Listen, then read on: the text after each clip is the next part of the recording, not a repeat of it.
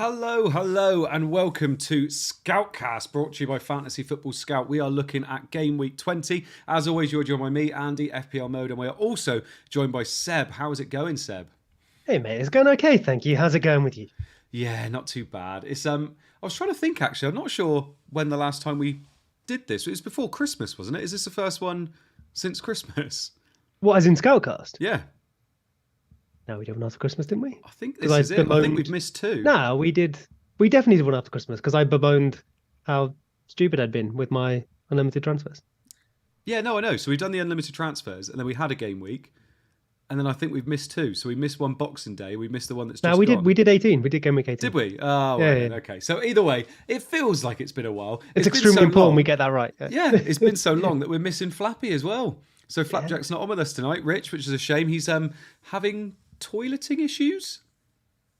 I guess that's one way of putting it. Yeah, toileting issues. Why not? He's needing Literally having a little bit of problem help with his with toilet, the isn't he? with the old bathroom. Yeah. But bless him, we'll miss him. But we've got a lot to talk about tonight. And when I say a lot, I mean there is a lot to talk about. We've got double game weeks. We've got blank game weeks in the future. We've got new players to talk about. We've got our points. We've got community team. We've got so much to talk about. James Jury's in the chat, by the way, saying make sure you tell everybody why Flapjack isn't on the Scoutcast tonight. We've already done it, James. Don't worry. So to go through what we're doing tonight, we're going to look at our points. So we're going to look at how I got on last week and how Seb got on last week as well. We're going to be looking at the doubles. We're going to be looking at what the double landscape looks like at the moment and what the potential double landscape is going to look like too, because we're kind of just going off, kind of probability at the moment.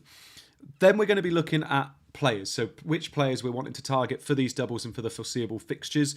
We're looking at Man City, we're looking at Manchester United, we're looking at Spurs, we're looking at Brighton in particular.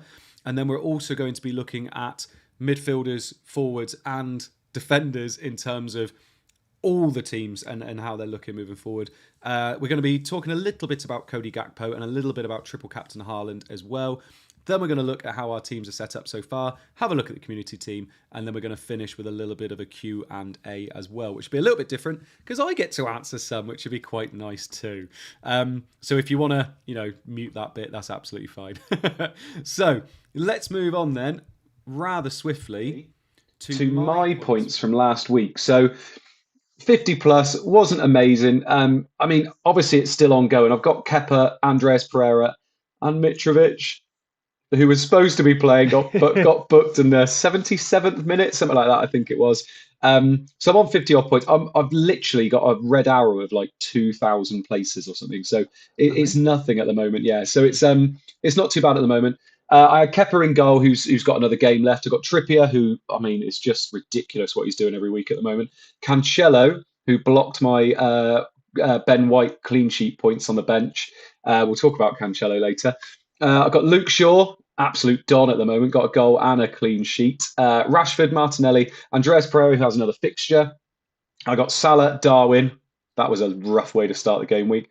Mitrovic, captain, who went from 18 points to 10 points with that booking and losing another fixture, which was pretty horrible. And then Haaland as well. There wasn't a lot I could have done this game week, I don't think. I moved in Mitrovic, I moved in Shaw. So Shaw came in for Reece James. Brilliant. Not a lot, absolutely brilliant. In terms of White obviously got 7, but Shaw got 15. So that was nice. And I think I was always going for Mitrovic. So that's why I got him in. And I always wanted to captain him because he had the double game week. At one point, it was not looking too bad a decision, especially when he was on his 9 points. But he got that booking, didn't he? He was on at the referee all game. And he should have probably been booked earlier. But it was the fact it was a little bit later than it actually happened. So, yeah, there you go. What can you do? I'm fairly happy so far, and I could get something out of Kepa and Andreas Pereira, so we'll see what happens. So if I'm roughly where I was at the beginning, I'm not too fussed about that. Yeah, you've hardly moved really, which I think in a week where it feels like, despite your team being well set up, it feels like a well set up team basically tread water if not dropped for reasons, or maybe because we haven't had all the scores coming yet. Yeah. I think losing just a couple of K is pretty healthy. Yeah, exactly. And actually, some weeks are like that. You're going to have weeks where you just stay where you are, and you're going to have weeks where you jump up. So yeah, I'm fairly happy. Interesting one of yours, mate. Talk us through your team. I did not tread water. I do have Trippier to come off the bench. which would take me. I think I'm on like 37 or something like that. So Yeah. it'd take me into the mid-40s. Trippier will come in for James unless James plays the Fulham match for reasons. The reason I did that is because I wanted to look worse on the Scoutcast, obviously. No, I thought like just you never know. I've still got James. I chose not to sell him, and I'll cover that in a sec. So I thought I might as well start him because the second fixture is the easier one. You never know if there's a miraculous turnaround. I'll take Fulham away. That sounds nice to me. Fully expecting, of course, Trippier to come on and get those 8 points. And then the reason I didn't do James to Shaw. Now, obviously, Shaw scored a goal. Was it like third Premier League goal ever or something? So if I'd known that was going to happen, yeah, I'd do the move. Yeah. But I thought, you know what? I'd rather roll that transfer. I'd rather have 2 free transfers going into what is now quite an important period of doubles. And take whatever Trippier gives me, or maybe a James, rather than bringing in Shaw. I've also got my Iron Dallo as well, so there was that in the back of my head. So I think, let's say 8, between 15, but let's call it 4 points as well for a hit I might have had to take this week if I wanted the double. So maybe I lost out on 3 points there. I know that isn't quite how it works, but that's how I'm explaining it to myself. But yeah, I should have done that one. Otherwise, the team is pretty straightforward, similar to everyone else. I finally benched Foden and earned 2 more points off Martinelli for it. So that was just not a good decision a few weeks ago, was it? But yeah, otherwise, other than captaining Rashford, which I don't think anyone was really going to do. Yeah. Probably what you would expect. Edison obviously finally got his haul when he's on my bench, but I've got Kepa to come. I think 6 more points from Kepa is capable, so it might be about even anyway. I can't believe. Obviously, you went with Kepa and Edison, and it's just working out every time, isn't it? I needed to do it the other way around, didn't I? Yeah. Although I'm happy I've got Edison now with what's coming up, later in the show. Exactly. Well, that leads on really nicely, Seb, because we're going to talk about the doubles now, because this is what everybody wants to talk about. You mentioned double game weeks, and it is like crack to FPL fans, isn't it? So we brought up Mikel's transfer algorithm here because it shows us the probability of double game weeks coming up, and obviously this has changed since the last time we showed you. We have confirmed that it is going to be Man City, Crystal Palace, Man United, and Spurs all doubling in double game week 20. We're going to have a little chat about how easy those fixtures are, because obviously we want to think about whether we're going to really target this week or whether we're going to target 21, 22, 23, because they're looking like they're going to be double game weeks too. For instance, in game week 21, it's looking fairly likely that it could be Chelsea that are doubling, Brighton that are doubling, Liverpool could double. So a lot of us are thinking, do we get rid of these Liverpool players and bring in Man City players? But then they could have a double in game week 21. I mean, the way you're looking at it, Seb, are you just focusing on this week? Have you got the future in mind, or are you kind of a mixture of the both at the moment? So I mean, definitely looking ahead a bit. Part of that is, I guess, I feel like I have to justify why I rolled a transfer and why I've done poorly so far. Is because I totally saw this period coming, and I've been prepping, guys. Yeah, that's not true. But yeah, I think the trap, if there is a trap, is to go and get 3 City, 3 Man United, 2 Spurs, and do fine this week. And then next week, when it's maybe an Arsenal, maybe a Chelsea, maybe an Everton, maybe a Liverpool, who we might be selling Liverpool players and then having to buy them back. Maybe there's a Brighton in there as well. I think suddenly you'll go like, oh, I've gone from having 8 doublers to no doublers, and everyone else had 4 and 4, so it was the same anyway, but I've burned all these transfers, or I've burned this value. So I think, like you said when you were talking about your points, it's super, super tempting to try and maximize your points every single week. Yeah. But the way to maximize your points overall is maybe sometimes to take the little hit, not a transfer hit, but like a hit of points, some weeks to better set up for the future. So when we get into teams and players in a minute, we've included Brighton in there, and I've also included some Liverpool players as well to see who we shouldn't sell. But yes, I don't think, be doing, say, Salah to KDB. Maybe not Darwin either, but maybe that's just because I can't possibly fall on my sword on that one. But I do want to try and I've got Triple City, but I've got Foden, so we'll see about that. I do want to grab a couple of more Man United. Would you be maybe looking to, because we both lost Martial, so maybe that for the short term? Yeah, so it's it's really, really tough at the moment. I love it because this is when FPL is great, when you've got real decisions to make, and you're looking at it, and Man City seem a no-brainer to kind of go into this week in terms of attacking wise. I feel like defensive wise it's tougher because of their opposition. So they're facing Spurs. Are Spurs going to score against them? If we go with Kane, is that the right way to move? And I'm just looking at City and thinking you want to have the assets from their team. But then Salah has got Brighton away and he's potentially got a double in 21. and you're looking at it and thinking, I keep looking back at it and thinking, do I just take hits? Do I just go, going to take a hit this week, maximize points, take a hit the next week, maximize points? Like you've already mentioned that. Or do you play it calmly and go, just going to get a few sensible lads in, it'll be fine. And then I'm going to do the same the next week and just keep building, because it's a real drip feed of double game weeks, isn't it? It's not like we used to have in years gone by where it's like, yeah, game week 32, game week 34, game week 38, we're going to have loads of double game weeks in those ones and only those ones. It's a real drip feed again. So do you see merit in both ways of doing it? Do you see merit in saying just go for it? Or because I mean, like, if Flappy was on here, that's what he does, isn't it? Rich he goes big on Chelsea, he went big on Fulham this week. I think he had six from both. There is merit that way, isn't there? But there's also merit of being patient. I mean, that's the thing. I think to use that word that is a word apparently, probabilistically. I think because obviously we can go, oh well, I want to shoot for my triple City, my triple United, my triple whatever, go get Zaha as well, and really maximize, push that ceiling. But obviously the range of outcomes that are available to us are all the way from a complete fail to a massive success, and somewhere in the middle is where we're likely to land. And I think it's important to recognize that, we talk about ceilings a lot and stuff, but really you're just aiming for the median, I suppose. And so when it comes to whether you're trying to just like take hits or maybe just use free transfers and try and play safe versus risky, I think you have to think about what you're getting in return. So it's very easy to focus just on this week and go, I want triple this, triple that. But for example, just looking at this, so for example, City have 2 doubles confirmed in 20 and 23. So if you were taking a hit, I know we have City players mostly anyway, but let's just assume we didn't. The ones to target here would obviously be City, because you get 2 guaranteed doubles. They're one of the best teams in the league. So for those 4 points that I'm spending to get, another player this week, I'm also getting another guaranteed fixture in the future. And I know it's a good team. We'd have to, look at rotation worries, blah, blah, blah. And then maybe I'd free hit in 28. The other thing we can see here is there's going to be a fair few blanks around that period, although we don't know quite what yet. Yeah. But then if I was looking at someone like, say, Tottenham, that's probably where, because of the fixtures, I know Harry Kane can score against anyone, but that's the point. He can score against anyone. He's still least likely to score against the best defenses in the league, even if he does score. And then there are no more doubles that I think are even possible. Not even fixtures are nice though. They're okay, but are you? I mean, if they didn't have this double, would you be telling me their fixtures are nice, so I might get Harry Kane, or would you be sticking with like your Darwin? Would you be getting a Martial, something like that? Yeah, and also if they hadn't have won 4-0 in the second half performance against Crystal Palace when he got 2, would there be as much of a clamour to get him?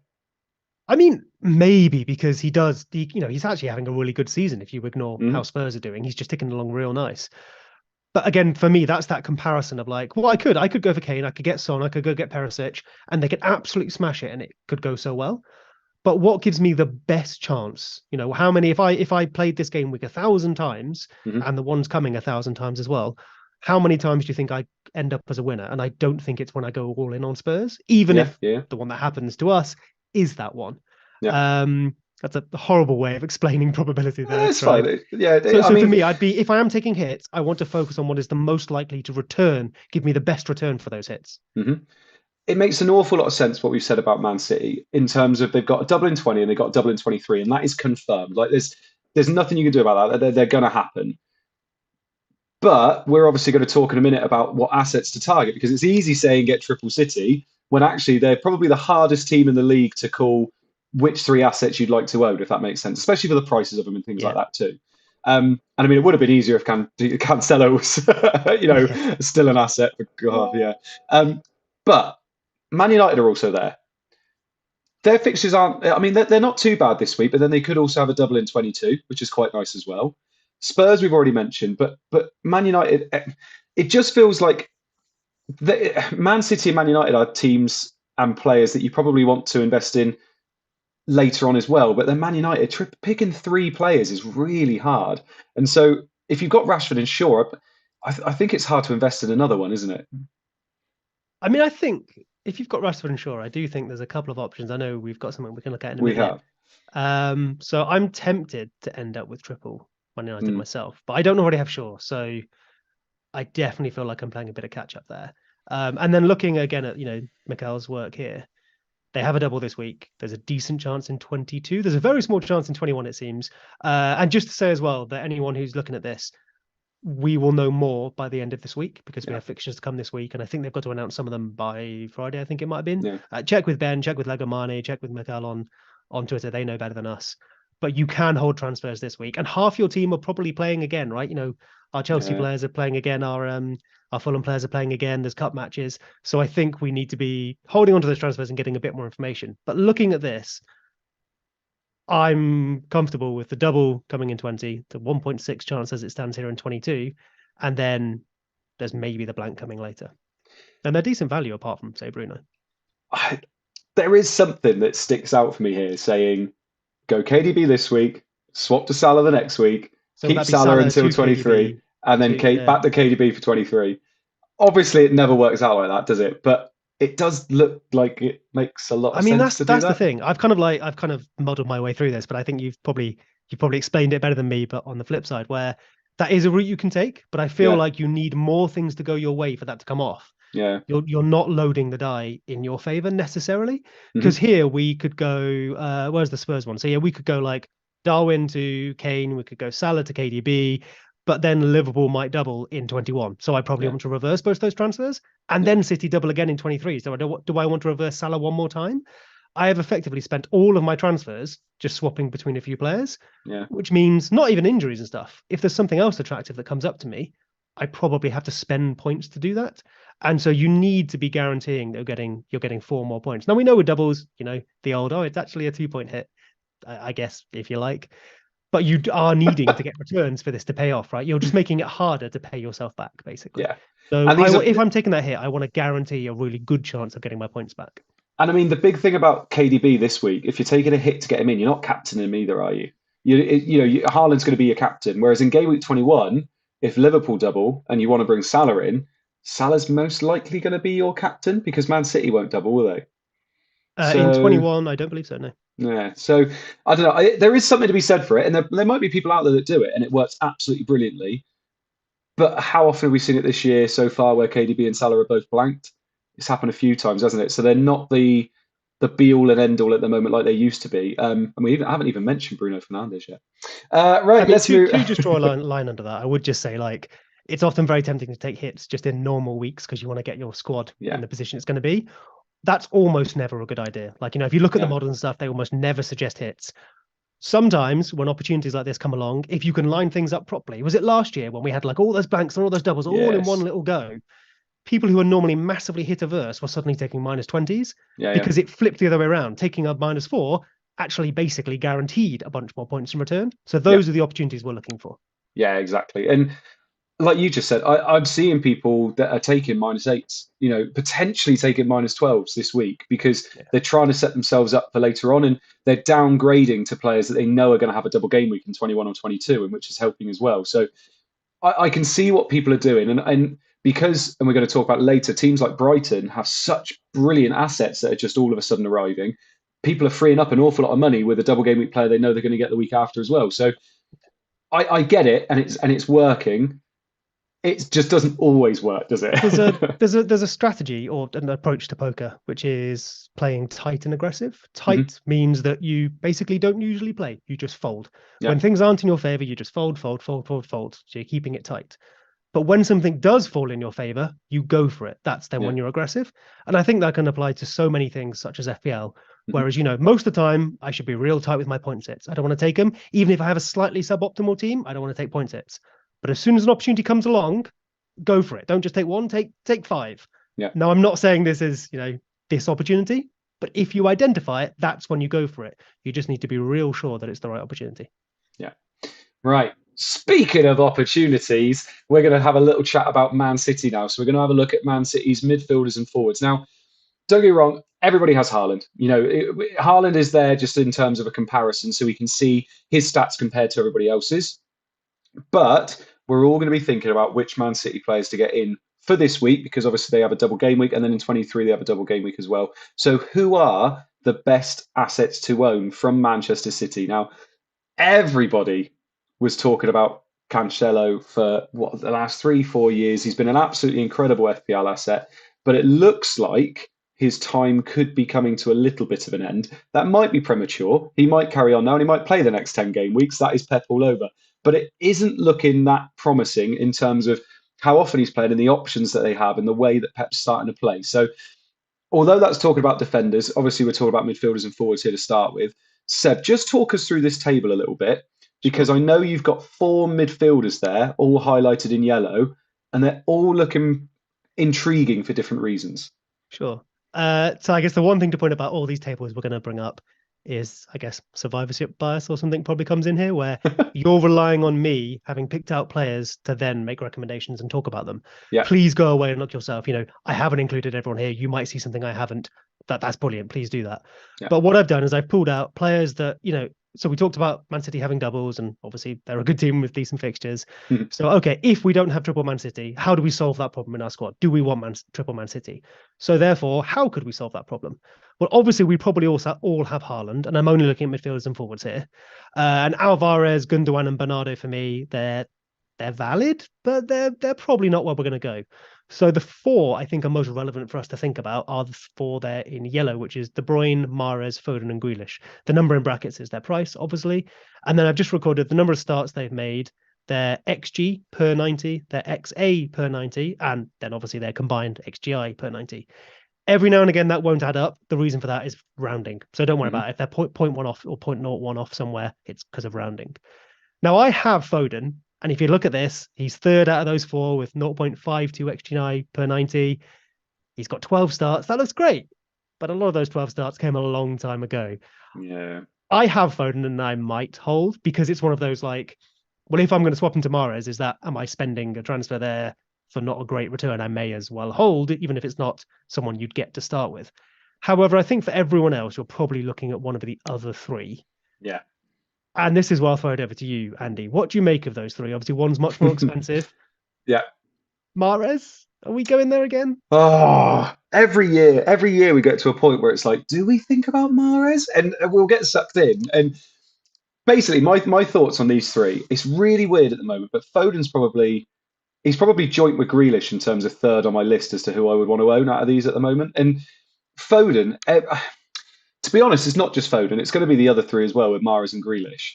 They always suck you in at some point, and they always end up disappointing. They just always do. Like I did it with this year with Foden, and don't get me wrong, I'm not using past points to think about future points, but at the same time, like Seb just said, he's brought Foden in after the World Cup, and he's done sweet I'm a very nothing for you, have you? Yeah.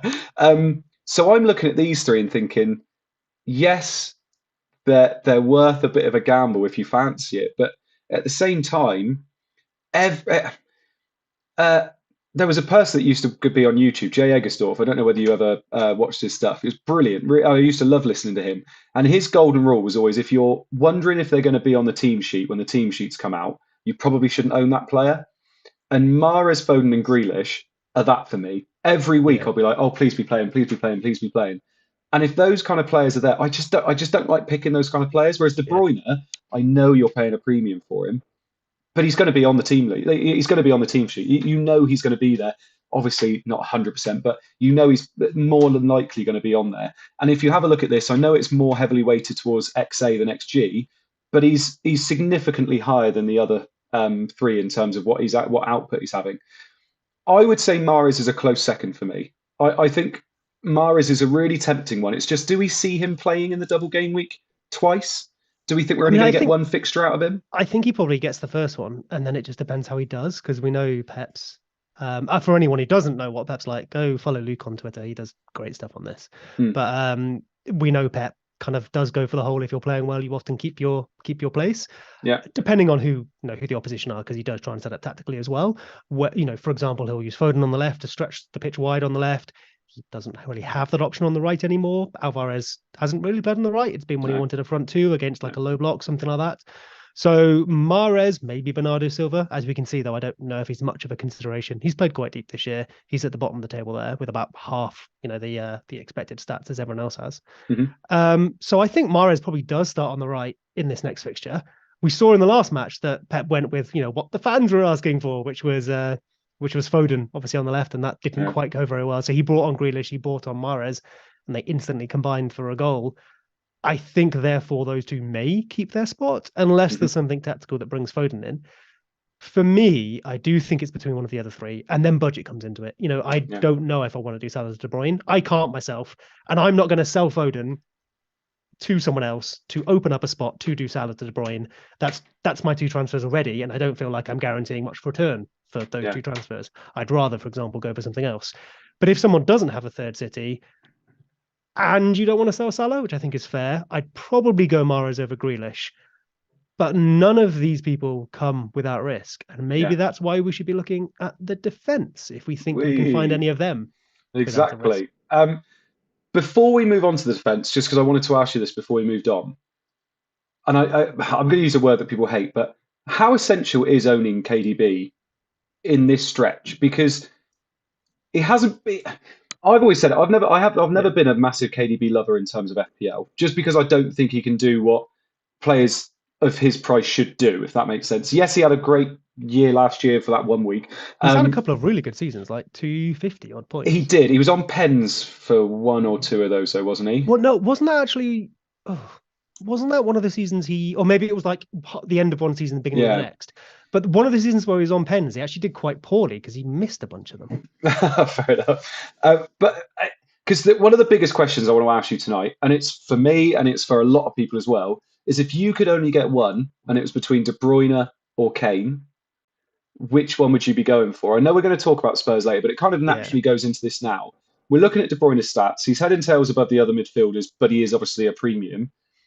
Do we just look at it and go, it's a double game with City. De Bruyne is their talisman. He's going to be playing at both games. Do we just get him? Do we just make sure we get him? Because we've got Kane there. We've got Salah, who's got a nice fixture. Do we just get KDB, or are there caveats? I mean, I think that's the thing. I think there are caveats because if you just had a wild card now, say, well, we did have a wild card a few weeks ago. Yeah. Even getting KDB just wasn't that straightforward because you probably sacrificed Salah, or you went with 3 premiums, but then you sacrifice elsewhere. And fortunately, some cheap players have done well, but I think those people might now be feeling it, where they're going, oh, I can't swap around these Liverpool, Man United, City, Chelsea, Brighton, whatever players as easy as I could if I'd had someone more expensive to sell or I'd spread my money a bit more or had money in the bank. So while I'd probably edge KDB, I don't think it's clear cut. And you mentioned earlier about the captaincy. I would imagine that all of the models out there, whether it's the scout rate my team, are going to have De Bruyne probably second to Haaland for expected points over this little coming period. But that's the thing. He's second to the person you're going to captain every single time. There's an opportunity to captain De Bruyne. Unless Haaland's injured, you're going to go Haaland. So you're not getting the same return from KDB as you might say from a Salah, because Salah, I think if we looked at the previous screen, would double in a week where Haaland doesn't. And so you could get a double off Haaland, a double captain off Haaland, and a double captain off Salah, whereas you're only getting one double captain out of your City expensive assets if you also get De Bruyne. Yeah. I guess that goes for Kane as well, seeing as he's doubling this week.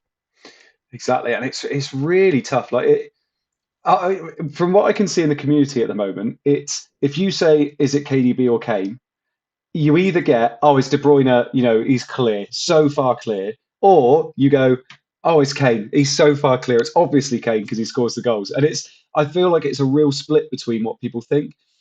I just can't look beyond De Bruyne playing in the better team, and he's got the stats behind him, but Kane, I know they played okay in that second half against Crystal Palace, but attacking wise, in terms of XG this year, they've been really poor in terms of what they're creating for their team, and they've struggled with injury, struggled for form, struggled for everything at the moment. And I think my head is saying you should be going for De Bruyne over Kane, but then I think it's just the fact we know what Kane can do. The double is not nice for Spurs, though, is it? I mean, squad structure wise, maybe Kane makes more sense, but that's probably the only reason I could convince myself to do it. And I think it's Arsenal and City, isn't it? Which is, by definition, the two hardest fixtures he'll have this season. That doesn't mean he can't score in both, but that's because he's a really, really good striker. If it was like Bournemouth and Brighton, you wouldn't be going, oh, maybe he could score in both. We'd be talking about captaincies and triple captaincies. So just because he's a good striker and he can score doesn't mean it isn't one of his hardest fixture runs of the entire season. Yeah. I think I'm edging De Bruyne. I think if I was to choose between the two, I think it would be. So I think I've got I'm a specific case of stupidity. I've got Foden, so I'm kind of forced into it. But if I didn't, say I had Haaland and Edison, I think Edison is basically the second best City pick just because of that assurity. Sorry, that wasn't a word. The assurity of him playing and getting into that defense. I maybe did to go for a defender. Yeah. Maybe. I love the fact you keep leading me into it as well. So here are the Yeah. defenders. So really interesting because there's a name on this list that I don't think anybody would have expected to be on this list by the end of the season. But we've got Cancelo, who's at the top there based on XGI per 90. But obviously Cancelo is becoming a little bit of a non-point now, unfortunately. Yeah. Then we've got Rico Lewis next, 3.9 million for a Man City defender with a double game week coming up. Oh, we'll talk about him in a minute. Then we got Laporte, who's obviously out injured. Stones is next, who is my favourite on this list, if I'm honest. Then we got Walker, then Akanji, then Ake. It's this Man City defence. It is worth saying they're not keeping as many clean sheets as we'd be expecting, but they are good in terms of XGC, aren't they? They're not conceding a lot of chances. They just seem to be conceding the one goal in Can't a play lot of Damari Gray fixtures. every week. Oh yeah, I know. What a baller he is this year, by the way. Damari Yeah. Gray's playing well. But you're looking at this, and there's two questions. The two big questions are: does Cancelo have to go? Because my God, he has been frustrating. I think he's averaging 0.25 points a game since the restart. So does Cancelo have to go? And if he does, who do we replace him with? So, I mean, the first question, I think, and yeah, please, chat or yourself, Andy, please tell me what you think here. But I think maybe I'm just playing into one of my own psychological biases. But if you own Cancelo, a bit like if I own Foden, while I wouldn't buy him, I also wouldn't necessarily sell him because it feels like you're probably just rejigging your squad for quite a small return. Whereas you might as well hold and hope that he gets at least one of those fixtures. And I think it's Spurs and United, isn't it? So I think there's a decent chance he plays one of those. He would want to be used in the bigger games. I think Pep, did he mention the old body language thing? He then mentioned some people were looking a bit better, maybe Yeah. Cancelo, maybe Foden, maybe whoever. So I think you hold Cancelo, but I definitely wouldn't buy him. He's so expensive. Mhm. There's those question marks. I would just go elsewhere. Lewis then, so on this table, we've highlighted Lewis, or I've highlighted Lewis and Stones. I know Laporte could be an option too, but he's kind of just coming straight. He'd have to come straight back in and nail his place. DS is out, obviously. There's Walker as well, who could be tempting. He played very, very well the other day. And if you think about who's going to be up against Rashford and Son, I think there's a very good chance that Walker could be used. If Gareth Southgate was the City manager, Walker would be straight in there. So how many semi-finals has Pep got to? But I think Lewis is tempting just because of that price, right? It's because you could pick him, then you could bench him and forget about him forever. You'd be locking yourself into effectively only 2 City players, I guess. Yeah. But if you really just wanted to maximize it this week, it's a cheap way of doing it. It's a nice gamble. Stones is probably the nailed one. He seems to be in that team. Well, I'd say more often than not, as opposed to always, but more often than not, with DS out especially. His numbers are all. We've got some just potential attacking returns here as well. They're fine, but it's John Stones. That's not what you're getting him in the team for. He has a decent number of starts behind him. Obviously, Lewis only has 2 there. I think he's come off the bench as well. He came off in the last match. Yeah. The interesting one about Lewis, though, because when I was first doing this, I was like, okay, all you're getting with Lewis is a clean sheet, 3.9 million, and then probably a problem in the future when you can't have triple City if Cancelo gets his spot back. But he's inverting. He's doing that Cancelo job. Yeah. And okay, it's like 2 starts and like 2 sub appearances. But his XA per 90 here is very similar to Cancelo's. Now, I'm not saying therefore he'll match Cancelo, but what I think that tells us is that he is at least doing the job to a capable standard. Now, his XA could go, a mile either way. But the point is, currently his performances, both based on the numbers and based on watching it, look like what Pep would want out of him. We know Pep has said good things. So I think there's a better chance than a 3.9 million price tag would suggest. But realistically, I think I agree with you that it's Stones if you're going for the defence. If you don't have Edison, I think get Edison, but goalkeeper transfers, you know how it is. Yeah, I mean, Pep is singing Rico Lewis's praises. It's waxing lyrical about him at the moment. But we've seen Pep do this before. He's said about how much he absolutely loves a player, and then he won't play him for the next 4 or 5 games. Like, he did it with Foden for years, didn't he? Mentioned how great he was, and any manager would be happy to have him, and then didn't play him for ages. So he's more than capable of doing it. I mean, you look at it, it saves you 3.4 million going from Cancelo to Lewis. But then I'm looking at it and thinking, yeah, but that's quite nice because then you can keep Lewis. He's 3.9 million, saves you some funds. You can keep him on the bench. But do you really want a Man City player on your bench? Like, I mean, maybe that's how you get Harry Kane. Well, that's it, like 3.4 million. But then Stones still frees up 1.9 million. Like, it's not that's quite a hefty chunk of cash as well. So you're looking at me, I've got 1.7 in the bank anyway. Free up 1.9 million as well. Like, I'm swimming in it. I got 3.6 million to spend. So I know Rich, obviously, he's not on tonight, which is a massive shame.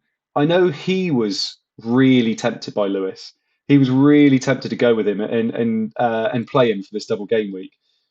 It is. I do think it's a big thing what you said though about if he ends up then becoming an issue, you've got a 3.9 million City spot on your bench, which seems a big shame with another double coming up. I think you basically just have to.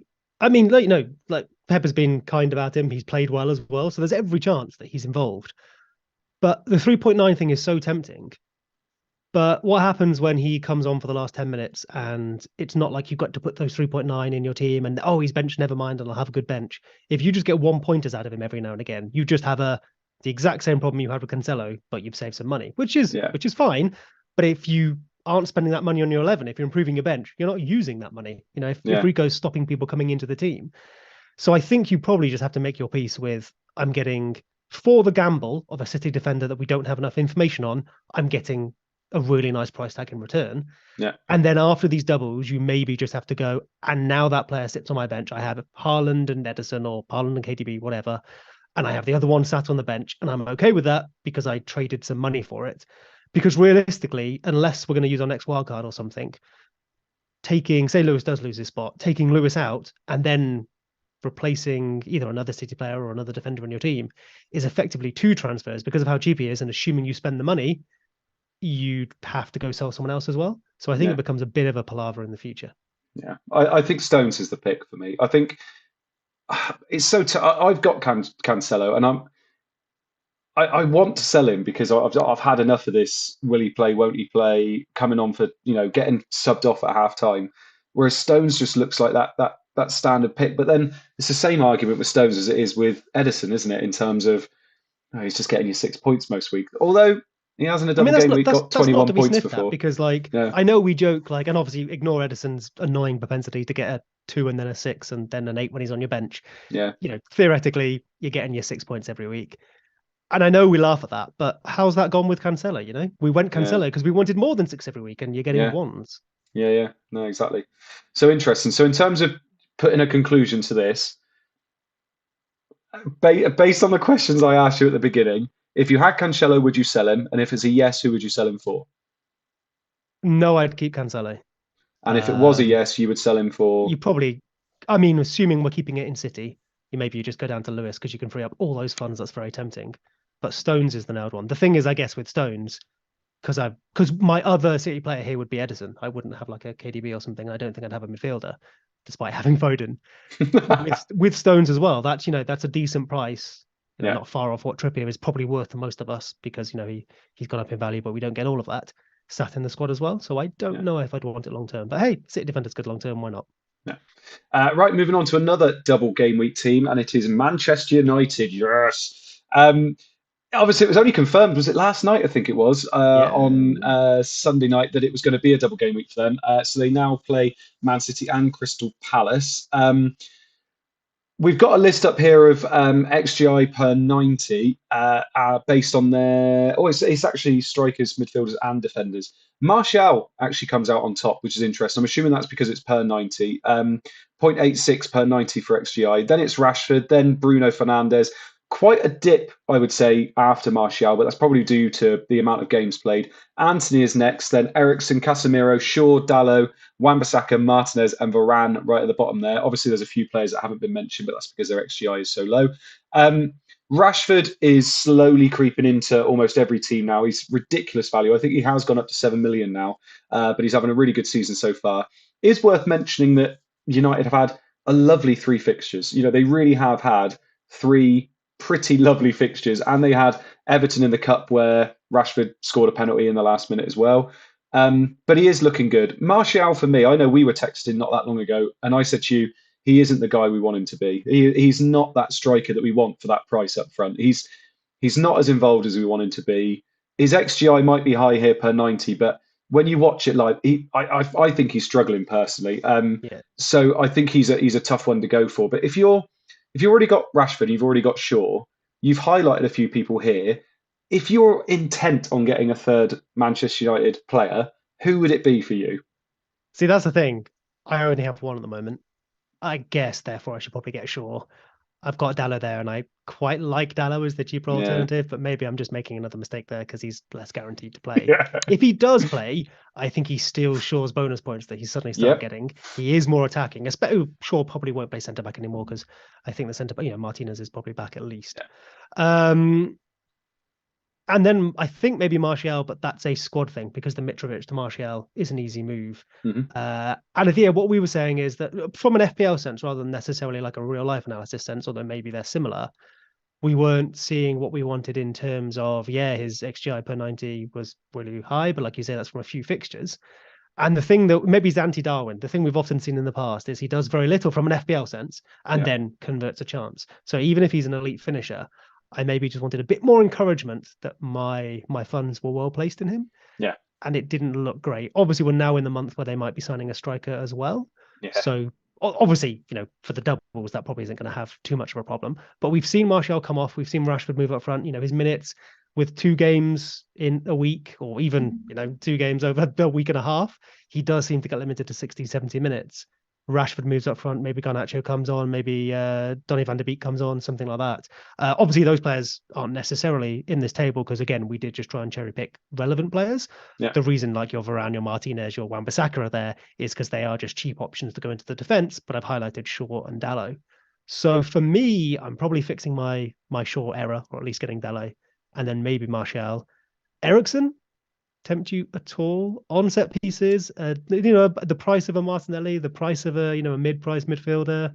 Yeah. He's kind of when I say a cheaper Fernandes, he's cheaper and you get a lot less. Yeah. But I think the reason no one's going Fernandes is because he's nearly 10 million, and that means you're not selling Salah for KDB. You might be selling Salah for Fernandes, which seems crazy. I'm not tempted by Eriksen because he looks shattered. Like, he genuinely looks so tired at the moment, and he's playing a lot. And Ten Hag is, he's playing him an awful lot for a guy that, almost died on the pitch not that long ago. He's getting the minutes, and I don't think I'd go near Eriksen. He is on, a lot of set pieces and things, and he is integral to the way we play, but I don't think I would. I swear I say this every week on the Scoutcast now. Bruno is tempting for me. It doesn't look. It's tough still to know whether he's on pens, because Rashford obviously took it against Everton. Bruno was on the pitch. Neither of them won it.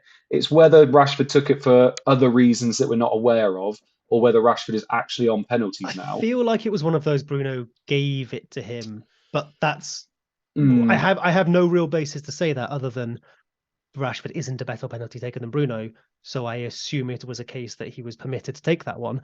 But then we don't know if that would happen going forward, right? Does Bruno only take every other penalty, or does he only take ones that when the game is tight? Or is Rashford, is Rashford actually on them despite not being better? Is he on them for, hierarchical reasons?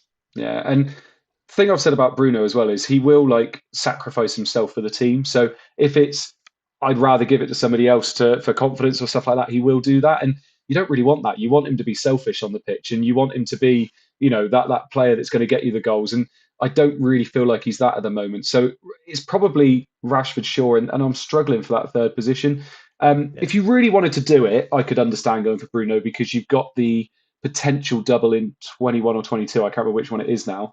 20, I want to say 22, but it might be 21. Let me have a quick check for you. But yeah, I mean, with the 22. Do we let ourselves get worried about the potential striker coming in and, Wout Weghorst, when actually Besiktas came out today and said, well, we haven't heard anything, so that's probably not going to happen. Do we worry about that with the double game week only just around the corner? If it's just for these doubles, I wouldn't be too concerned, because even if the transfer's completed, I don't think they suddenly go from okay, now you're our 90-minute man, because I don't even think that's why Weghorst or even a João Felix, which obviously seems even further away, and maybe Chelsea are nicking him. I don't think they're going to be completed and up to speed in time, other than injury. Just to say now as well, by the way, if you don't have Rashford, get Rashford. This conversation is very easy. If you don't have Rashford, get Rashford. Fernandes for me is just XGI per 90 of 0.44 for nearly 10 million is kind of bad. I think he's looked brilliant the last couple of matches, and he was unlucky not to get more returns. But if he's not on penalties, and we know he's lost a lot of set pieces to Eriksen, 0.4 is kind of the bottom limit of a good per 90 number, right? 0.4 is acceptable. You'd rather be pushing 0.6. But for 10 million, I mean, like, Ericsson for 6.3, I'm not saying get him, but he's on 0.35. It's not that different. Anthony for 7.4 is on 0.43. And then Rashford is pushing 0.5. Martial's way out ahead. Even if he's overperforming on these numbers because of sample size, you'd have to basically halve it to get to Fernandes. So I don't know if Fernandes is tempting enough for that price. Yeah, no, I do agree. And if you're doing Salah to Bruno or something like that, like, are you not getting KDB because of that? Like, are you not getting Kane because of that? And I think I'd choose Kane and KDB over Bruno. I mean, I say I think I would definitely. So I think it's hard to pick that third Manchester United player. And to be honest, with their fixtures they've had so far, I think it's not a false dawn for United, but I think they've had their nice fixtures now. And if you've got the two, keep the two. But I probably wouldn't invest anymore. But like you said, Rashford is a nice one to bring in. Do you think Shaw or Dalot is a real priority for you? Because their fixtures don't scream clean sheets, do they? No, good point. I have, well, maybe I'm trying to make up my Shaw error. I have Rashford. Yeah, Everyone has Shaw. They've already got their points, but they're yeah. also going to play him in these doubles. Maybe I want to be involved. And maybe the reason I'm tempted by Dallo is because I want to try and this is a complete stupid psychological trap from me, but maybe I'm like, well, Shaw's already got his goal. So if I get Dallo and I now get my goal, then we're even. It's cool, right? I've been clever. I remember saying this about Foden and that didn't go so well. So yeah, maybe I should just be leaving that alone. But you tell me, you're the Man United fan. I guess the first question, is Dallo going to get, I mean, one fixture kind of maybe doesn't matter against City, but I want the other fixture. That's the one I want. Shaw will get both. What do we think? I mean, Shaw's not guaranteed to get both because Malacia has not been too bad. I think Dallo and Wan-Bissaka get one each in the double, and it's probably Wan-Bissaka against City. You would have thought because of his defensive astuteness. So you would have thought AWB against City, and then probably Dallo against Palace, which wouldn't be too bad. Yeah. But I still think, I mean, Shaw's way more likely to get two. Way more likely to get two. And of course, now, if anything happens to the centre backs, he seems to be first choice left centre back as well. So first choice reserve. I think it's Shaw. I think so. We Shaw's say, like, obviously City a tougher fixture, but in 22, if they get the one in 22, it looks like it would be Palace and Leeds. Maybe, I think, if I'm reading this correctly, that's a lot more attractive. Palace again. I think so, if I'm reading this correctly. So what, Palace in this double and Palace in the next double? Let me have a little look at their fixtures just to confirm that is indeed the fixtures. Yeah, 22, the scheduled one is Palace. So the one that would be added in would potentially be Leeds, I believe. Nice. I'm not, this again, obviously, is just based on the percentage at the moment, so I don't know if that's confirmed. Yeah. But for me, that's quite tempting in terms of, this one it's City and Palace, which, you'd want the Palace game and maybe City isn't so good. But Palace and Leeds next time is nice. And that's why I guess people who have Shaw now, or people who want Shaw, would still be happy to hold him. And I'd want the same from Dallo, but maybe that's why I'm playing myself, because Dallo wouldn't get me the minutes. Yeah. It's unlike you to have done that since the World Cup. Wildcard, mate. You've been pretty good at doing good decisions for yourself. Right. Thanks, my friend. Thank you so much. Moving on to Spurs now. Slightly smaller list.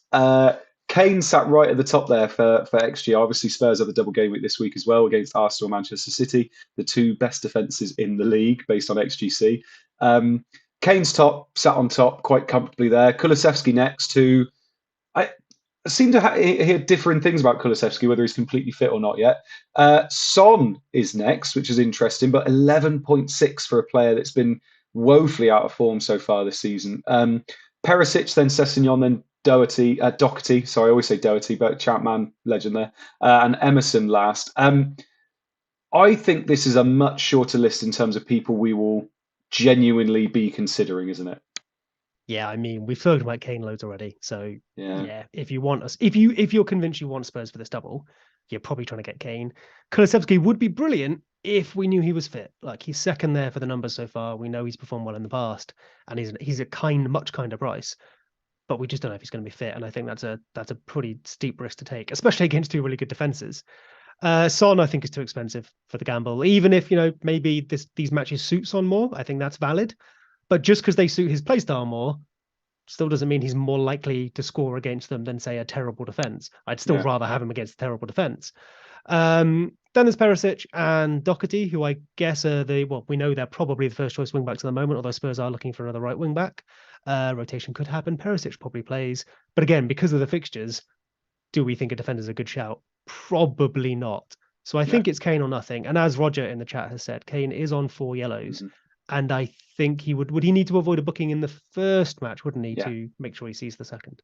Yeah, no, exactly. And I think the amnesty comes in then as well, doesn't it, at some point? So he could, I think if he avoids it in the first game, then it doesn't matter in the second game or something. I can't remember which one it is, where it is now. Yeah, it's after 19 fixtures, and I guess this is their double, so that would be number 19, yeah. Whereas some people would need to see game week 20 come around because obviously they've only played 18 until that point. I think for me, Kane's the only one you'd really consider here. Kulusevski's too hard to trust at the moment because of fitness. Son, I don't see those two fixtures being a Son fixture the way it's working out at the moment. Perisic is always interesting, but is he going to play all those games? I doubt it. So it's Kane or nothing really for Spurs. I don't think they're a team that you can jump on and try and just get a double game week player, because it doesn't look like that, especially with their two fixtures. They're basically the two hardest fixtures they could possibly have in a double game week, aren't they? So I wouldn't get sucked in too much there, unfortunately. John Lanigan says, as an Irishman, the pronunciation is Doherty. There is no K. I know that's what I was trying to do because of the player that used to play for us in Champ Man FBL, but I won't get into that now. Right. Moving on to Brighton now. Now, Brighton are turning into the team that have the most kind of budget assets we could possibly hope for. They potentially have a double in 21. They've been playing some brilliant attacking football. They've lost probably their biggest asset we've had from them in the last 3 years, but they seem to have gained two assets that look like absolute bargains, don't they, Seb? Yeah, so just to say, the reason we've got Brighton in here, obviously they don't double this week. But as we said, we're trying to not just think about this week, we're trying to plan ahead a little bit. In a minute, we'll look at some players as well who also don't double this week, but come into future planning. Brighton kind of feel a bit like, I don't know, I wouldn't say key, but they feel useful. They facilitate a lot of other things because they have some good cheap players. They have decent fixtures and they have a good chance of a double coming up. If it's not soon, it'll definitely happen eventually, obviously. But all those things come together. It's like, oh, I need an enabler of a good price, maybe a forward, maybe a midfielder, maybe a defender. I think those are they are a good team to be looking at. So we've called out here. There's obviously a full list of a lot of their players, Trossards, Grosses, like that. But the ones we've called out are Ferguson. Now we've got one start so far for him, although he did start in the cup as well, I think. He did. Yeah. So if we think Trossard has lost that striker spot at the moment, maybe Ferguson's a good short-term punt. The thing that's nice is he's 4.5. He could replace your Greenwood, and then you just sit him on the bench. Yeah. You're gambling, of course. And also his per 19 numbers there, I kind of ignore them because it's so few minutes. Matoma, who does also have some very good numbers on a small sample, of course, but he looks brilliant. I think he might keep that up. Yeah. There's Estupinian and Dunk for the defense as well. Dunk maybe a little bit surer. Estupinian more of an attacking threat.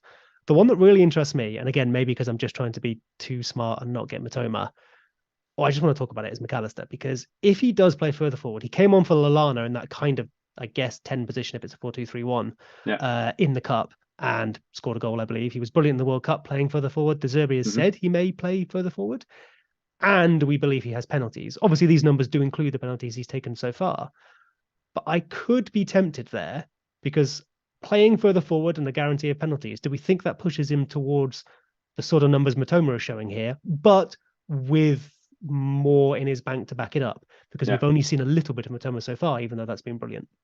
I just love that there's so many options here. Like, I do love the idea of downgrading a striker to Ferguson, and Ferguson, he reminds me. Do you remember when everybody did that with Aaron Connolly from Brighton a few years ago? Didn't they? He scored a few goals like in 2 or 3 games in a row, and everybody went down to him, didn't they? And then he did nothing for the rest of the year. Like, Ferguson could be that guy. Matoma and McAllister, such lovely options there with the double game week coming up. Both under 5.5 million. Matoma in particular looks so much fun. He really does. But I do think, and I don't know whether it's for safety, but I think I would edge McAllister myself just because of assuredness of starts. Although Matoma is probably going to start now. It's more that kind of, I'm not going to be looking on the team sheet every week and just hoping. I know McAllister's going to be there. And if he is, but if he's on pens and they talk about playing him further forward, and this attacking style that De Zerbi's starting to play, I mean, I think they're both great picks, but I think I would edge McAllister as well, personally, which could be wrong. It could be something that we look back on and go, why didn't we get the 4.9 million midfielder that's scoring goals for Brighton? But I do like both of them. I think McAllister is a great shout too. I liked Gross as well beforehand. The reason I haven't highlighted him is because I think if you're tempted by Gross, you just go McAllister because McAllister has everything he has and a bit more, especially if he's further forward now. Yeah. Gross did have penalties when McAllister wasn't playing, I believe, and he is obviously on some set pieces. But yeah, like you, I maybe like that certainty of a position in the team, especially if it's further forward. But obviously also penalties brings a bit of certainty too. If they're going to get a penalty, hopefully there's a good chance my player will get points. Yeah, exactly. And don't get me wrong, like I do think Matoma will keep on playing, but people are always sure they're going to start until they don't. And that's the thing that always worries me. Whereas McAllister, I just have no doubts that he's going to be in there and he's, an integral I know piece Az of is them. massive on Matoma. So like He loves him, again, yeah. to talk about that, which world is there's a percentage chance of this happening, but which one actually happens? There's definitely a world where Matoma was the pick and he actually kills it. Yeah. I just like that maybe there's a bit more certainty elsewhere. If you want two of them, Matoma's right there for you. And I wouldn't blame anyone for going Matoma. Maybe I go there myself if I need that 0.5. Yeah, lovely stuff. Right, now we've got a little bit of a short list. So, Seb, you have taken every player that we highlighted just then, and a few others, I think. I think there's a few Arsenal in there as well. Yeah, so and put them on a table for us. Because I'm sure everyone isn't sick of these tables, and me just we need Rich, man. It's too much me just like joining on. We need Rich to add a little bit of spice. But yeah, so what I've tried to do here is basically go, okay, we gave you a bunch of tables with people in yellow. Let's pull out all of those people in yellow. Firstly, the midfielders and forwards, of course, just because that'll work in a second. But also let's add in those players that we talked about. Should we be selling a Darwin or a Salah to facilitate like a Kane or a KDB? There's also, I think, did I put Newcastle? I think I put Trippier in the next one as well. Yeah. So some of those players that either could have doubles coming up that we're not currently thinking about, such as Arsenal, or are just really good players, which are Arsenal again, and obviously your Trippiers and whatnot, and Liverpool, maybe not as good as we'd want, but they potentially have a double as well. So to avoid that hokey cokey, how can we get the best players over a period of time? So this is a bit of a shortlist. Again, please go away and look for players yourself because I can't fit everyone on here. But for me, this is maybe the players I would be biasing myself towards to either keep or buy this week and next. Darwin. Darwin. And one more thing before you laugh at Darwin. Sorry, the thing you're seeing, I should have explained, is we took their XA and their XG per 90 from the last few tables and did a very poor attempt at what a model would do. Models do this better. Go use a model. Don't listen to us. But if you don't want to do that, listen to us. This obviously multiplies the midfielders' goals by 5, the forwards' goals by 4, gives everyone 3 for an assist, doesn't include bonus, and just works out per 90 what maybe their expected points would be. Obviously indifferent to opponent, so an opponent would change this as well, of course. But this is a bit of a suggestion at sort of how many points per 90 just from attacking returns, so not appearance, not bonus, that we could expect from these players. Now, please tell me how you hate Darwin and he shouldn't be here. No, oh God, owning Darwin Núñez is an absolute chore, isn't it? Like, I watched him. The goal he scored against Wolves, wasn't it? I saw the first replay, and I was like, "Oh my God, what a goal! Like that is such a lovely goal." Closer replay, oh, it hit his shin. Of course, he knows. Of course, it came off his shin. Because it was like, oh, he's finally struck one so sweet. That's a beautiful finish. Pretending to me and everything, it's great. And then it's like, oh no, it's hit his shin. It was like watching the Rooney goal against City. It was like, oh my God, I've just watched art. And then you look at it and go, oh, it came off his shin. That ball from Trent was nuts, though. Like, it was good. Yeah. He played really well. If you looked at how I don't want to try and analyze how someone strikes a ball too much because I'm not a coach. What do I know? But the way he was lining up looked fine as well. Like, it wasn't like it was a miss hit. If he had struck that with his boot, it was probably an even better finish, but it was just brilliant that he didn't. Even when he scores a great goal, there's a reason not to. Oh, just that.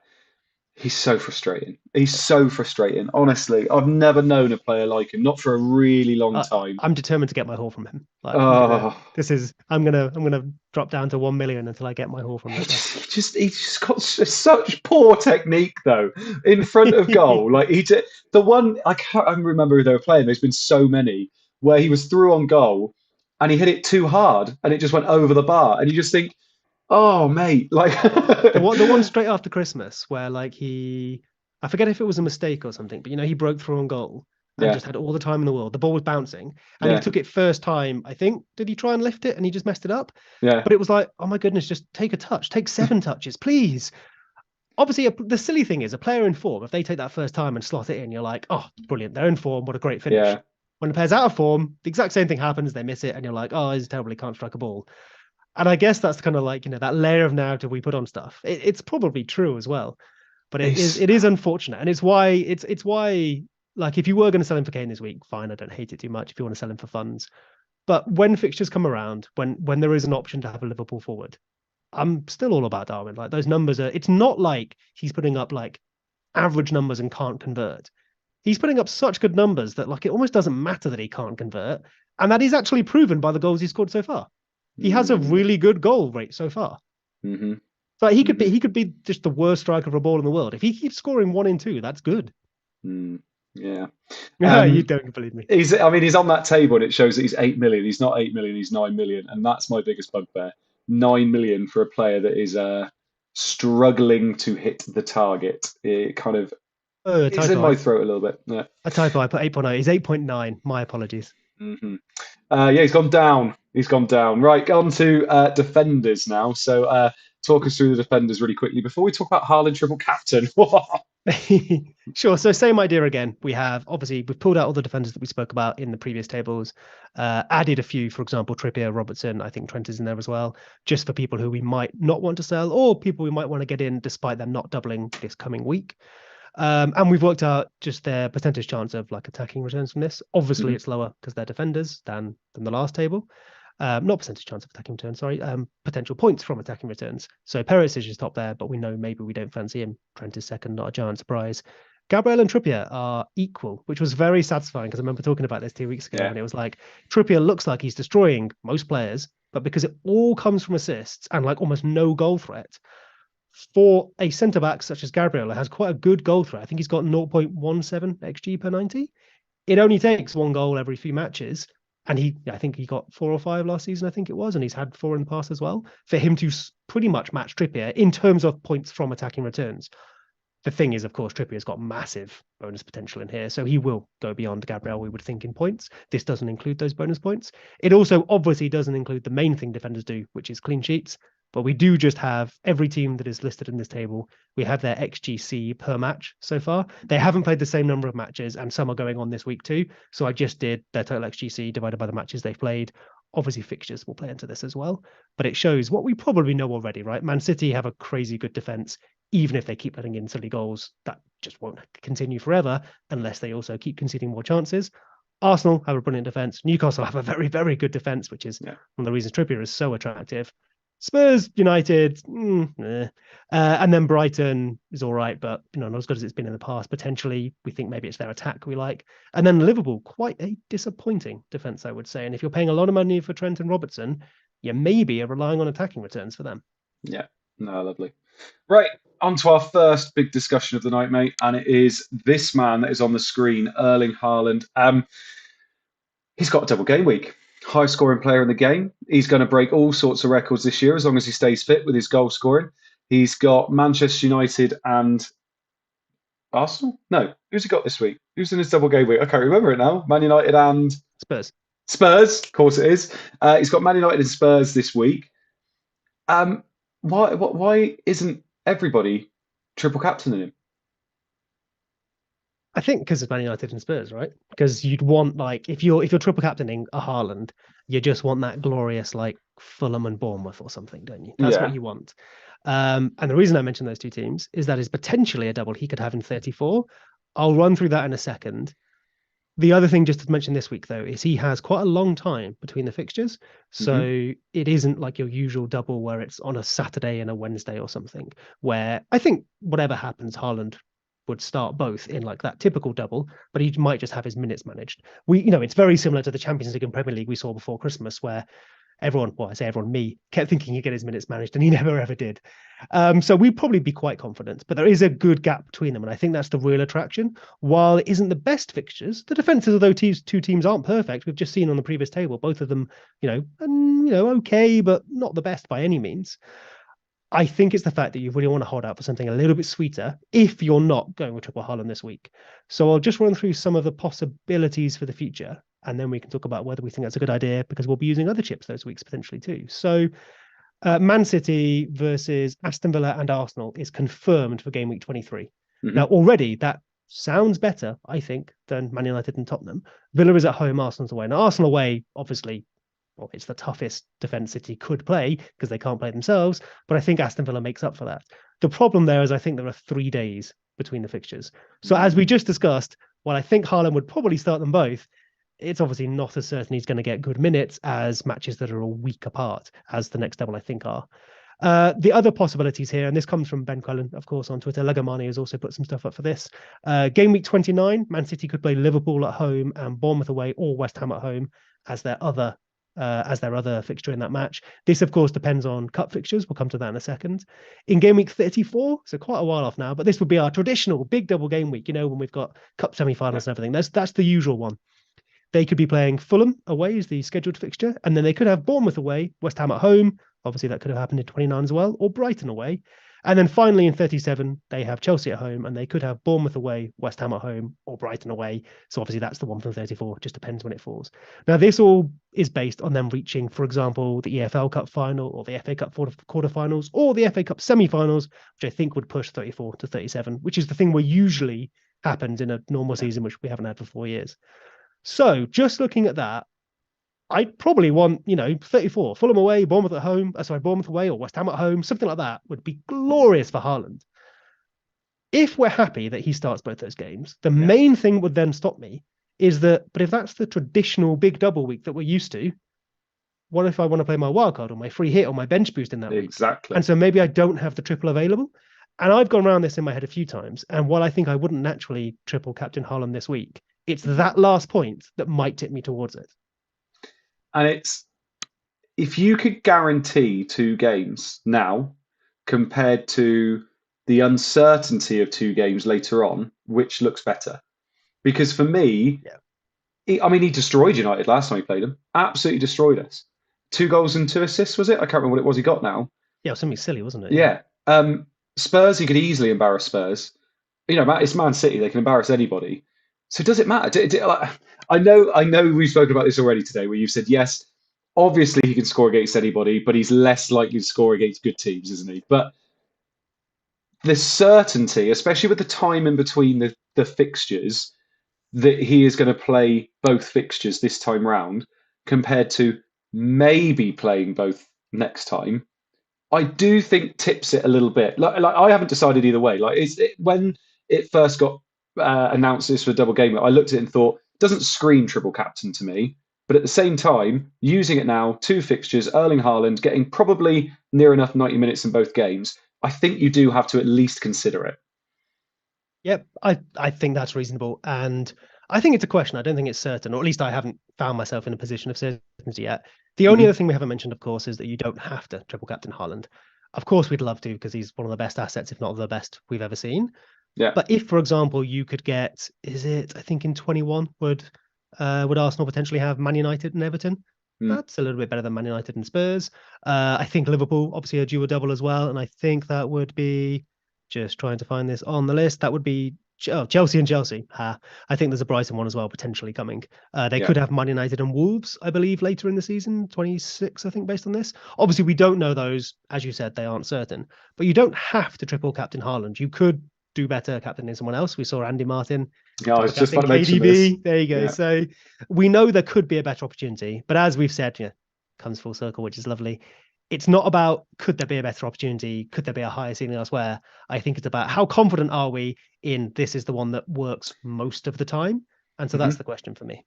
And before we move off this and have a look at our teams and how they're set up for the future game weeks, there was another thing, and we mentioned him already. Andy Martin posted on Twitter saying, why would I want to triple captain Erling Haaland when everybody else is captaining him? Why would I not go for a player that is low owned and he does really, really well, and Haaland blanks and I make up all those points? Now, I get the idea, but, and you'll back me up on this, won't you? When you look back through the season, the most successful triple captains are the ones that got the most points from their triple captain. It doesn't matter about their EO, does it? Yeah. Their EO makes no difference whatsoever. If your triple captain gets 75 points, so got 25 points times 3, but somebody else's triple captain was only 1% owned and only gets 45 points from their triple captain. You beat them on your triple captain. You had a more successful triple captain. Doesn't matter that everybody else has captained him. Doesn't matter how many other people get points from him. You want to get as many points as possible from your triple captain, because in the end, that's all you want. You just want to get points, don't you? Yeah. So I look at. I mean, I don't know if Andy was being serious or not. It's always I don't know. It's always tough to tell with him, which is brilliant. That's why he's great. But I think even if he was being serious, it's a good question, because we talk about EO so much, and I think instinctively it actually makes sense. You'd be like, well, wouldn't I rather get, if I'm getting my 15 points, wouldn't I rather get them when no one else gets them? Yeah. But the point is, they already had those 15 points from Haaland ages ago, and if he gets 25 and your triple captain gets 15, you missed out on 10 points. It doesn't matter how many other people got those points or not, you missed out on 10 points. Yeah. And you always want more points. The only time EO matters is when we're taking not just a single variable into account, so triple captain versus triple captain, or really what it does is it decides the magnitude of your success or failure. So if me and you and Flapjack are in a league together, let's say, for example, me and you captain, we own the same player. Yeah. We captain that player and they score 5 points. And Flapjack owns another player, doesn't own our player, so everything else is even, and he captains a player and they get 3 points. Well, he's got a 33% effective ownership player and we've got a 66% effective ownership player. But me and you've got 5 points and he's got 3. We're 2 points ahead. It doesn't matter how many people own them. Yeah. It matters when we're looking at the magnitude of the difference. So when we're looking at ranks and there's a million odd people playing, that 1 week where you get 20 points and everyone else gets 10, well, you fly up the ranks because hardly anyone else got those points. But if that was reversed, you fall right down the ranks as well. It doesn't decide if you do well, it decides how well or badly you do. Yeah, lovely stuff. Right, so just very quickly then, you won't be triple captaining. I genuinely don't know. Like, I don't think I was going to, but maybe I just need to do a bit more planning. Maybe someone smarter than me will have looked into this, but it's a question of, am I going to use the triple captain in a better week in the future, or am I going to end up like having to use a bench boost when I don't want to or something? Yeah. Right, moving on to our teams. What about you? Are you not? Did you say? I was thinking about it just because of that certainty, and I do think he's going to do okay. It's just the ceiling of if he has 2 nice fixtures, because he could just absolutely ruin, a less good team in 1 fixture compared to 2 fixtures of a 2 good team. So, yeah, I think if I don't think I'm going to do it, but it is in the back of my head that I could do. But I don't know what would tip me over the edge to do it now, if I'm honest. So I probably won't. So this is my team so far. I haven't made any transfers yet. Got 1.7 in the bank. I've got Kepa in goal, Trippier, Cancelo, and Shaw at the back. Rashford, Martinelli, Almiron, Salah, and then Darwin, Mitrovic, and Haaland. 4 double game weekers at the moment, but obviously one of them is Cancelo. Basically, what's on my mind at the moment is, do I do Salah to KDB? Do I do Cancelo to Stones? When I'm not, am I expecting a clean sheets in these fixtures? I'm not sure. Do I try and get up to Kane from Darwin? Do I take a -4? Do I do Cancelo to Stones then Darwin to Kane? And there's quite a few things I'm looking at doing here, if I'm perfectly honest. The other thing I'm thinking about doing is either just moving Cancelo or just keeping it as is and rolling. Because rolling into next week could be quite nice in that double game week too. And if Salah and Darwin do get the double game weeks, which we'll find out about as well, it's not the worst option to have, if that makes sense. So I feel like my team's well set up. I'm more than happy with my team, if I'm perfectly honest. It's just, what I do moving forward. I mean, you're looking at my team now, Seb. What do you think? I'd be tempted by Mitrovic to Martial just because it's. Would you? It's neat enough, I think. Yeah. Ooh. Oh, I don't know whether I can get Martial. I don't like it because I don't want Martial moving forward. Is that it? That's the thing you're thinking? That's my. I mean, you've got 2. Yeah, you said you could.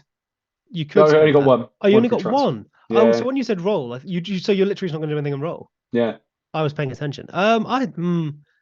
See, I feel like I would want to use that transfer to try and access a few more points this week. And I think, so Mitrovic's fixture obviously isn't great. His fixtures over the next little while are fine, but not special. Like, I don't remember them off the top of my head, but I think he has some good ones in a little while. But over this period, I was happy enough to sell him myself. He has. So obviously Chelsea not playing. Newcastle away, Tottenham at home, Chelsea away. So, I mean, Chelsea away obviously looks red on the ticker. It maybe isn't anymore. Then he has Forest, Brighton, Wolves, Brentford, Arsenal, Liverpool, and then some lovely fixtures much later in the season. So, yeah, you'd probably want him back, but I'd maybe be happy to trade a transfer for 2 fixtures of Martial for the time being, because I wouldn't necessarily want Mitrovic either for the next couple of matches. And so you're saying, oh, I don't want to hold Martial. I don't know if there's too much difference between the two. Yeah. It's a shame. I've got 1.7 in the bank. It'd be nice to be able to really upgrade Mitrovic, but I don't really see anybody that I want to get, if I'm perfectly honest. Um, I mean, yeah, but rolling isn't terrible though either, right? Like you said, there are going to be more doubles. If you can roll yeah, with 2 transfers and make more moves next time, we spoke about that loads earlier. There is yeah, value in that too, and that patience often pays off. yeah. No, exactly. So I don't feel like I'm in a bad spot. I probably will use the transfer anyway this week. I'm not thrilled with the Mitrovic to Martial. I think KDB is somebody that obviously I it's going to depend based on the end of the week when we hear about these next lot of double game weeks. I think if it turns out Liverpool for some reason don't double in game week 21, I think I probably will do the Salah to KDB move. But if they do, I think I'd probably keep Salah. Um, because I think Salah to KDB makes a lot of sense. If KDB has 3 fixtures where Salah has 2, I think it's fine. Whereas if Salah has 3, I think I'd back Salah still. So yeah, I think I'll wait until we hear some news on the next lot of fixtures. But Mitrovic to Martial could happen. I'm just not that thrilled about it, to be honest. And I'm going to look at Martial and my team the week after and think, nah. And it's going to be a move. I don't know. We'll see what happens. But then obviously they could have a double game week again in 21, so 22. So we'll see what happens. But yeah, not in a bad place. Fairly happy with it. Talking of bad places, talk us through your team, Seb. Hey. Yeah, so just to reiterate what you're saying there as well, like wait on those transfers. Like if you can, please wait on those transfers, because we're going to get a lot more information. Yeah, So I've given you my transfer page here rather than my lineup, you have. just to show you what it would look like if I did use those 2 to bring in Dallo and Martial. That would be for James, who obviously is presumably still out injured. And I mean, when he comes back, I think he might have a double. So maybe I'll just hold him forever. Yeah, just keep Him and holding it. Foden, just keep them forever. In for a penny, in for 0 points. Yeah. And then the other one I've made there obviously is Mitrovic to Martial. So my team would, in theory, be Kepa and Edison, Gabriel, Cucurella, Dallo, Trippier, and obviously Bruyne isn't going to be starting. Martinelli, Salah, Foden, Rashford, Andreas, Martial, Darwin, and Haaland. And I think if I remember out of that, I would therefore be benching Kepa, obviously, Bruyne, Andreas, and I I was going to forget say, who you're it would not have been. playing 4 at the back, are you? I forget who it would have been. Cucurella? Presumably Gabriel. Yeah, it would be Gabriel, wouldn't it? Oh, So yeah. that's who I'd bench if I made these moves. But I've not made them yet, hence providing the transfer page. I obviously need to use at least 1 transfer because I have 2. And I think I will probably grab, we'll see what happens at the end of the week, of course. But I think I will probably grab a Man United defender. I guess if we get some information that we like the look of, there's always Yeah. a chance we go and start moving towards Liverpool, Brighton, someone else Mhm. who ends up, with a better chance of double in the future and all right fixtures now. So, for example, with my 2 free transfers with a James problem, maybe I go jump on Trent because I love pain. You do. No, I like it. It's interesting. I just don't know whether. So you've already got Martial, haven't you? No, you've got Mitrovic, and you're going I've to got move him Mitchell. to Yeah, so this Martial. is potential transfers. Obviously, as well, the big thing here is Foden. If the reason I haven't mentioned him is because we spoke about that a lot earlier. Yeah, I could fix that, and I probably will, I guess. I may be content just holding for the doubles because it feels like if I use both my 2 transfers to say, for example, do Foden to KDB, but do it via Salah, that feels like just getting a lot less bang for my Hmm. 2 transfers buck than if I just Yeah. hold him, hope for the best, and then fix this later. Yeah. Okay. Um, yeah, it's interesting. It's strange how quickly our teams look so different after a couple of weeks. Yeah. Yeah. And obviously, with all the doubles in that now, if you're saving a free transfer, you do something completely different to what other people are doing, don't you? So it's definitely changed. I think yeah, I get Oh, the Mitrovic out move because of his fixtures. It's just the moving him to Martial that I'm a bit like nah, with. that noise I just made was because someone in the chat asks, what about Gakpo or Hakpo as a differential? We skip those ones. Can we go back? We have yes. Oh no, I it's fine. It is just fine. It's fine if you did it on purpose. what we'll do, Seb afterwards will tweet some of the things we have about Gakpo because Okay. yeah because I think we've got some great stuff on here. It's just that timing wise, I had to kind of skip that bit, unfortunately. No worries. I would have asked you more sneakily in the chat, but I remember last time I did that, it just came up on the screen. It did, yeah. Yeah. Cool. So, community team done quite well. Leno in goal. Hello. Yeah, the community team did really well, man. Yeah. Oh, I haven't got it in front of me, but it'll come up on the screen in a minute. Captain Haaland was a disappointment, but that is the way the vibes on Twitter went. We also opted against doing Darwin to Mitrovic, which I think at the time when I text you, or was it? I think it might have been Rich. Was like, why? What are they doing? I guess that maybe paid off because obviously Mitrovic brought in more points, 6 more to be precise here. But we rolled a transfer, I believe, and have got Darwin still going forwards, so we could still sell him. But I don't think that was too bad. Rashford obviously came in like most people. We made the Shaw move. We did James to Shaw, so that came off lovely. The move I should have made myself. And Leno, we have Edison and Leno rather than Edison and Kepa. And hey, so far it's come off. He obviously has the tougher fixture to go, but I think the community team can be very satisfied, and mostly because it has now jumped above me. I think Trippier subbing on for me, which obviously will happen, might push me back ahead. But then obviously they still have Mount, Leno, Cucurella, who I have to go. So there's every chance the community team stays ahead of me. And it is currently at about 265k and 151st in the Scoutcast Community League. Oh, let us know if you're beating it. Let us know if you're beating the community team. Lovely stuff. Right. In terms of moves, obviously it's tough to know because we haven't had the last lot of fixtures here, but looks like it's very City light at the moment. So trying to maybe get a City player in. So is this, do we do Mount to Mount? Well, I mean, I say, we'll put out polls, of course. Mahrez. But is this one of those, we actually do take the gamble on the City midfield here? Oh, I like it. We got 2 free transfers. No, we don't. So yeah, because we could have we did James to Shaw and we could have done Darwin to Mitrovic, but we opted against it. Mount to Mahrez could be fun, and then Cucurella out as well, maybe.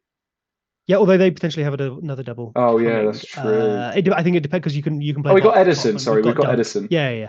And we've got Botman. You've got Dunk, who I think is a good hold going forward. I mean, the reason this team looks so great is, well, no, not great. I mean, great for planning is because a few weeks ago we voted how to set it up after Christmas, and it went with a review team, and obviously review is a fan of planning, so we already have our Dunk, which is lovely.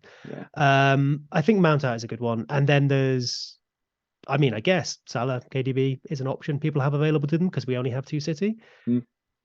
Very happy to do that if that's what people want. I don't think it's what either of us would do. No. Okay, interesting.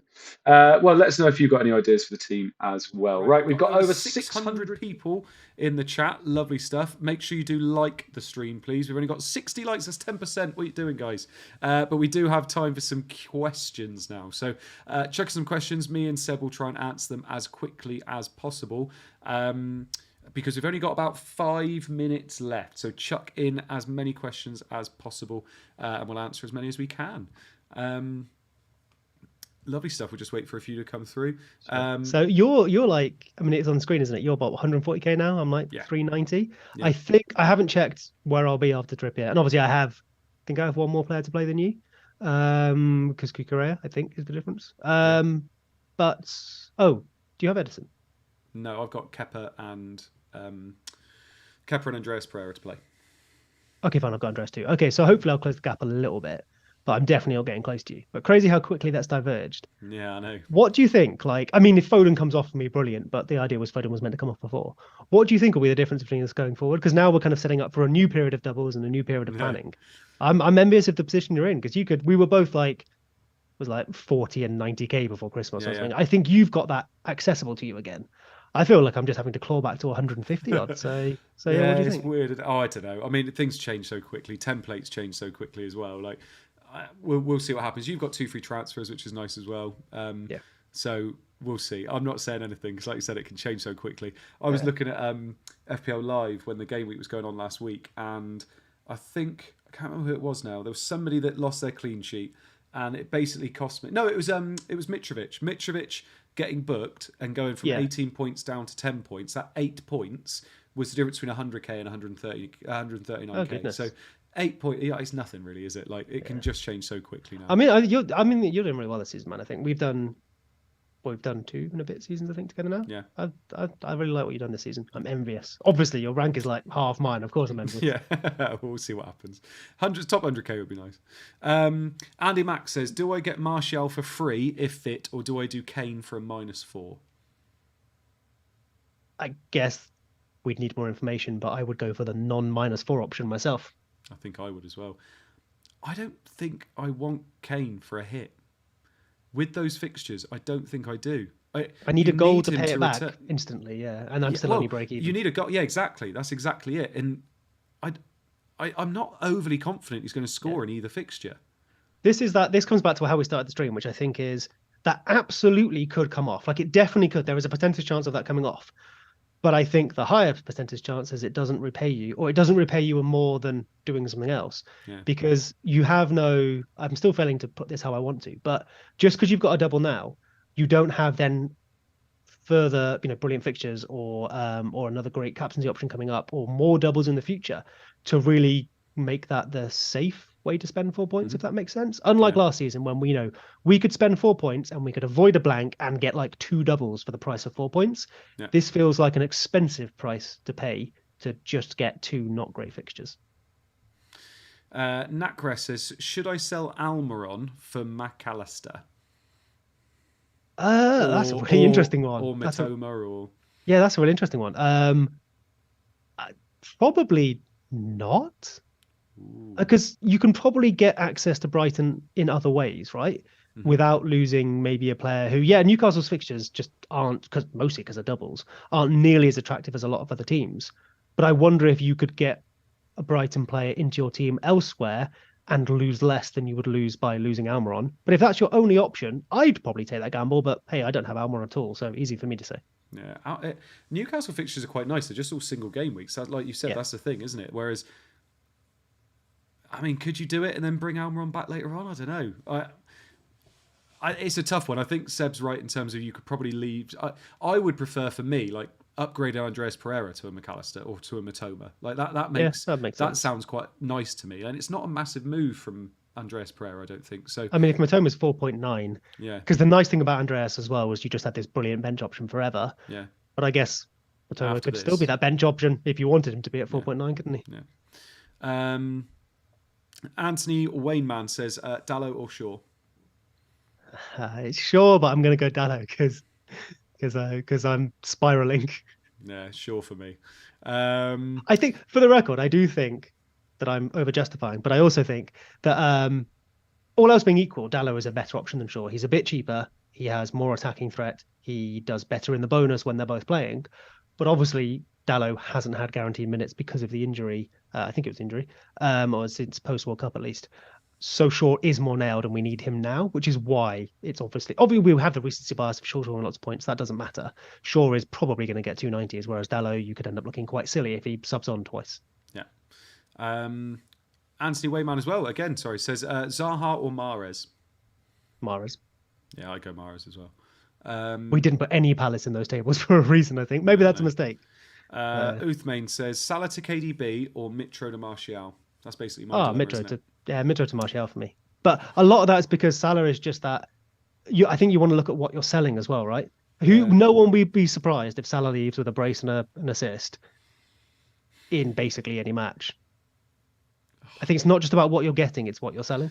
Going to be going into another double game week without KDB. If he gets 4 goals and I see Tact posting up those 90 points again, I'm gonna go. Okay, so like if you do it, you need to make your peace with the fact that in 10 days' time or whatever it is, we could have the same conversation in reverse, which is, oh, I have KDB, not Salah, and oh my goodness, he has a double, isn't that terrifying? Yeah. And you'd be probably captaining Salah because I don't think Haaland would be having a double in that week. Yeah. So I think as long as you're comfortable with the reverse thing happening to you in a few days' time, fine.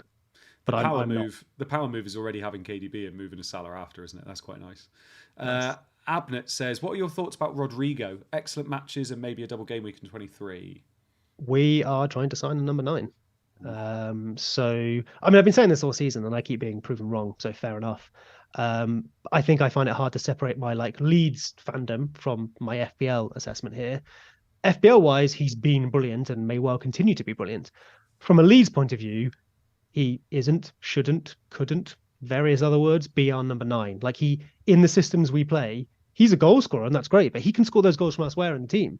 He doesn't work at 9 for us. And then if you move him elsewhere, I think we have better players that perform their jobs in the system better elsewhere. Yeah. So, I mean, the goals he's had so far, yeah, fair enough. He's probably always going to find a way into that team. But I don't know if in a few weeks' time you're going to be getting the midfielder playing up front anymore, because we are looking to spend a decent amount of money on the number 9 we need to effectively replace the injured Bamford. Yeah. A few people in the chat, by the way, saying that Saka's just been taken off injured. Has he? Yes. Yeah. Foden over Saka is paying off finally. Now I just need about 20 points back. Obviously, just like to say, Seb's lawyers have asked me to say he was not just cheering somebody being injured, okay? He was thinking about his FPL team. That's fair enough. Good point. Thank you. Sorry. Right. Thank you so much for everybody in the chat for joining us tonight. I hope you enjoyed it. Obviously, there's so much to talk about in FPL at the moment because of all the double game weeks. So we do hope that we've helped you a little bit. Seb, thank you so much for joining us tonight. Hope you've enjoyed yourself. Oh, thank you. Yeah, I have. I've rambled far more than I should have done. We need Rich back to cut in with insightful shut-up-isms. We do. We've been agreeing too much. We need Rich here, don't we? But yeah, thank you so much for joining us. We hope your arrows are green moving forward. We hope your last game in the game week of 19 goes well as well. And we will see you again next week, I think, at some point. Yes, but not the week after. No. So we'll see you again soon. But thank you so much for joining us. Make sure you like the stream, and we will see you again very, very soon. Thank you very much. Bye-bye. Get well soon, Saka.